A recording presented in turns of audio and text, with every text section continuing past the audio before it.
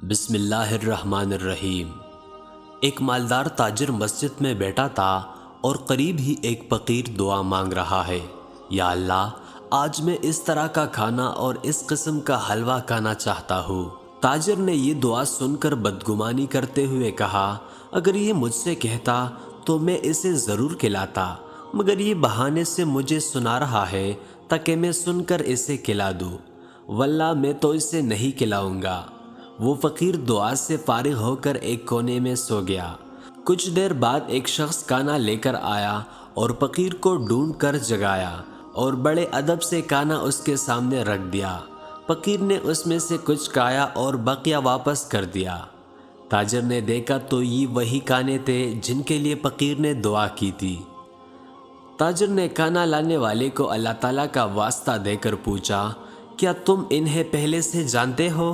جواب ملا، بخدا ہرگز نہیں، میں ایک مزدور ہوں، میری زوجہ اور بیٹی سال بھر سے ان کھانوں کی خواہش رکھتی تھی مگر مہیا نہیں ہو پاتے تھے۔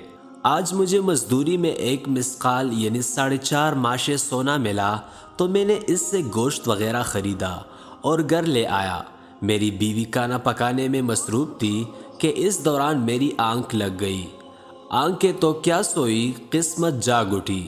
میرے خواب میں حضور صلی اللہ علیہ وآلہ وسلم تشریف لائے اور فرمایا، آج تمہارے علاقے میں اللہ کا ایک ولی آیا ہوا ہے، اس کا قیام مسجد میں ہے، جو کھانے تم نے اپنی بیوی بچوں کے لیے تیار کروائے ہیں ان کھانوں کی اسے بھی خواہش ہے، اس کے پاس لے جاؤ، وہ اپنی خواہش کے مطابق کھا کر واپس کر دے گا، بقیہ میں اللہ تعالیٰ تیرے لیے برکت عطا فرمائے گا اور میں تیرے لیے جنت کی ضمانت دیتا ہوں۔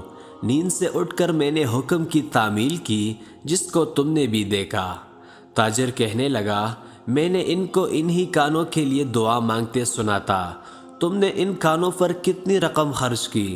اس شخص نے جواب دیا، مثقال بھر سونا، مثقال بھر سونا۔ اس تاجر نے اسے پیشکش کی کہ کیا ایسا ہو سکتا ہے کہ مجھ سے 10 مثقال سونا لے لو اور اس نیکی میں مجھے ایک قیراط کا حصہ دار بنا لو؟ اس شخص نے کہا، یہ ناممکن ہے۔ تاجر نے کہا، اچھا میں تجھے 20 مثقال سونا دیتا ہوں۔